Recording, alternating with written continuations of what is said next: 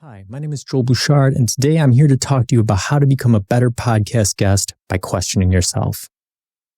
When I say questioning yourself, I'm not talking about conducting mock interviews to sharpen your responses or testing your content knowledge on expected questions or really any other overtly marketable practice.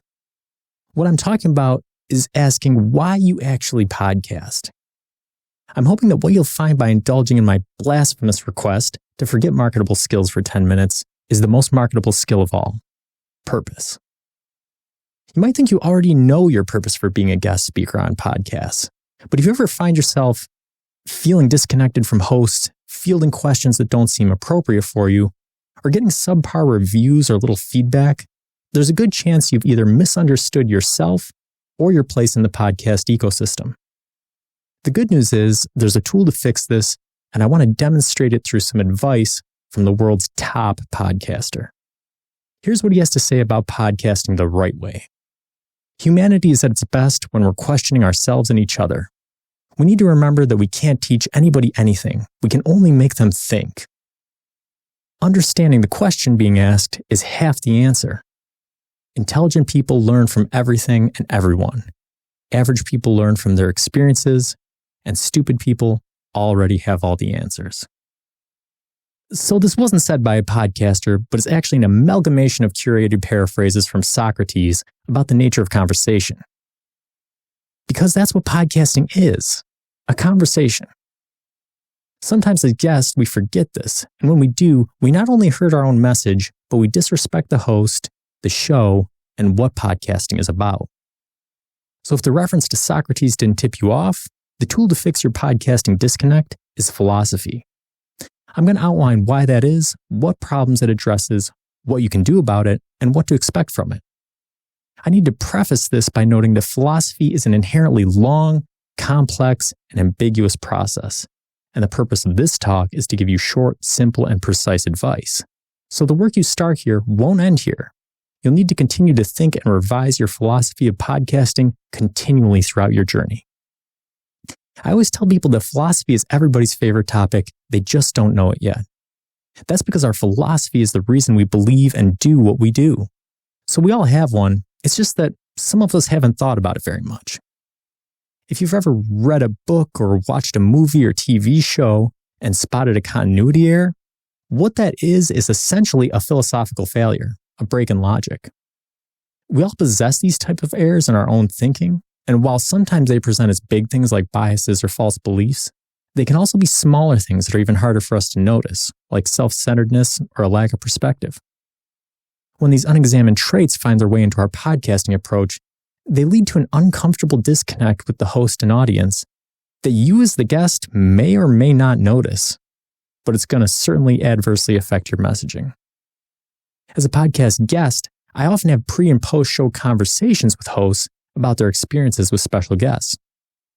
I hear the same thing over and over. There are some fascinating and knowledgeable guests out there. And there are some guests who only think about themselves. As a podcast host myself, I'm tempted to agree with this assessment. But as a philosopher, I needed to dig a little deeper. And by doing so, I believe I found the root issue. This is what it boils down to. There are 3 types of podcasts that accept guests: those looking to talk about products, those looking to talk about knowledge, and those looking to talk about ideas.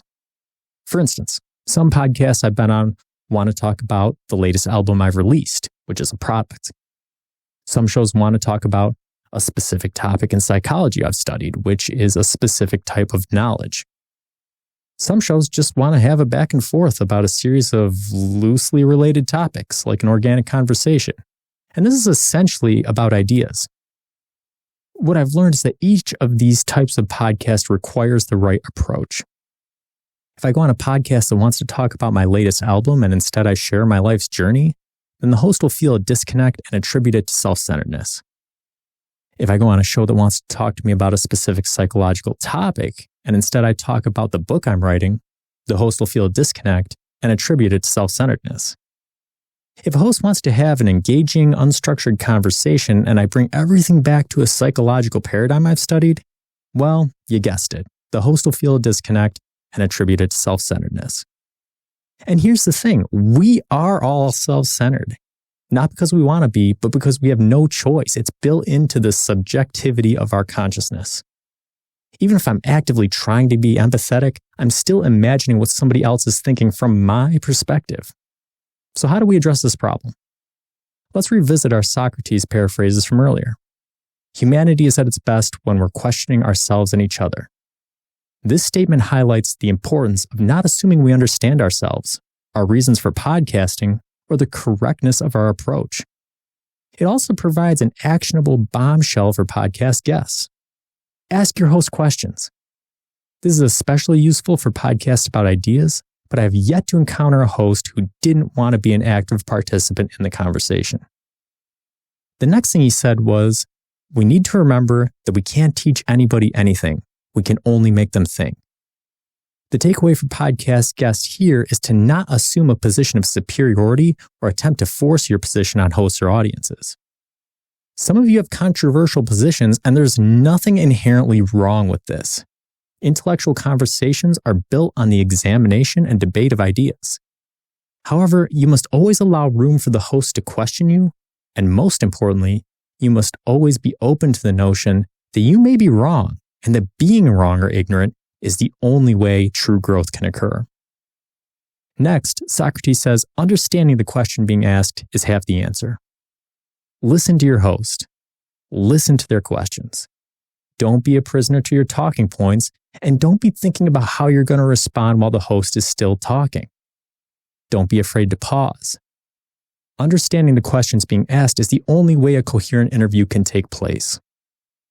Finally, my last paraphrase from Socrates was, intelligent people learn from everything and everyone, average people learn from their experiences, and stupid people already have all the answers. While I agree with this assessment, I think the podcasting setting is more nuanced than this. If a guest seems like they have all the answers when they obviously don't, they may be stupid, but more likely they're just nervous, inexperienced, or overly devoted to their talking points. All of these problems stem from a simple oversight, the failure to remember that podcasting is just a conversation. Every time I remember this, my guest appearances go much smoother. Average people learn from their experiences. This is true, and while it's enough to get us by in everyday life, being a podcast guest means having something above average to offer the host and audience. So if you're relying solely on your own thoughts, experiences, and point of view to carry you through, the host, audience, and maybe yourself will probably find the results unsatisfactory. Intelligent people learn from everything and everyone. Notice that Socrates doesn't say intelligent people learn from scholarly text and other intelligent people. To be a great podcast guest, you have to realize you can learn from everything and everyone, because not every podcast host is going to be a top talent. And some of the questions and content presented may be subpar. Rather than becoming flustered, frustrated, or throwing in the towel, we need to identify what we have to offer this guest and this audience, and in turn, identify what we can learn from them. So what are some actionable ways we can implement these insights? It starts with legitimately figuring out what you have to offer. Is it a product? Are you an artist, entrepreneur, business person, or inventor who's trying to get the word out about your album, book, app, gadget? Is it knowledge? Are you an academic, R&D leader, or subject matter expert who can provide insights or answers to questions about areas that lay people are interested in but don't really understand? Is it ideas? And this, to me, is the beauty of podcasting. Anybody can talk about ideas, but to do so meaningfully, you have to have thought deeply about the subject area, and you have to have honed your interpersonal skills to dig out the deepest insights and play off the host. Once you know what you have to offer, you can better target podcasts that are looking for that offering and avoid putting yourself and a host in a bad situation because the fit isn't right. Maybe you're sitting there thinking, but I fit all of those categories. So do I. And this has an upside and a downside. The upside is that the podcasting world is our oyster. We can guest on a wide variety of shows and have a lot to offer diverse audiences. The downside is that adopting a single approach to guest appearances is now out the window. The burden falls on us to be flexible and understand the type of podcast we're appearing on and what those podcasts hope to gain from us. Make no mistake, the podcast is about the audience. The audience is gathered by the show, The show is administered by the host, and the host invites guests into their world. We as guests are the least important piece of this puzzle, and that's why we should always be grateful for appearances and be seeking ways to better serve the show rather than the other way around. When we know what we have to offer and we've identified the types of shows that we suit, the next step is engaging in conversation, and the more the better. While we once again let the host take the lead here, I have found that many hosts love to talk pre-show, and that leads to better podcasts and increased insights, including what I'm sharing with you today. Importantly, if you find your approach changing drastically from pre-show to podcast, you're probably losing sight of the conversational element. Remember to listen, remember to ask questions, and remember that you're not running the show or taking the role of teacher. You're there to provide a new insight that is open for discussion.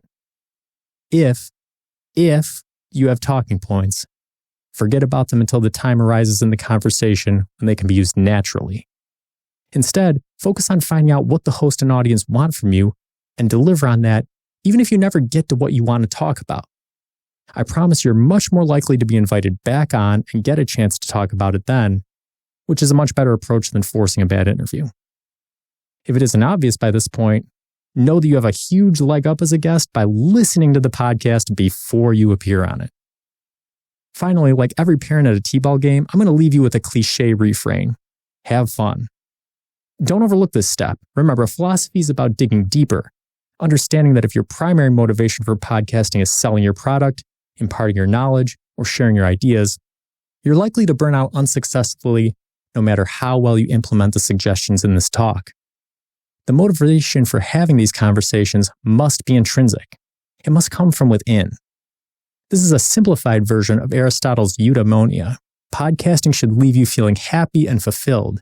And if it does that for you and your host, then even some shaky appearances won't wreck your career. Trust me, I've had a few. Always remember, it's bigger than us. Thank you.